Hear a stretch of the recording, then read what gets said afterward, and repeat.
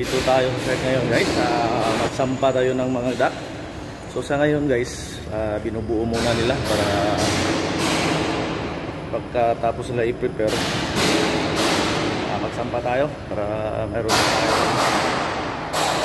accomplishment.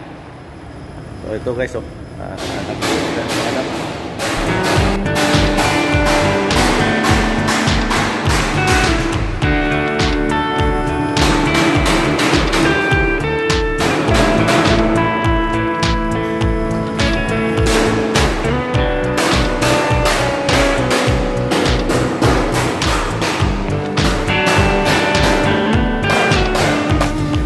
Ito na yung nasampa ng kanina ata ito nasampa nila guys. Ayan o. So tuloy natin para mayroon tayong accomplishment maghapon. Ayan. So yun yung mga binubuo nila ngayon. So isampa natin yun pagkatapos nila lagyan ng mga sealant. So tulungan muna natin mga guys kasi dalawa lang sila, si Pullman.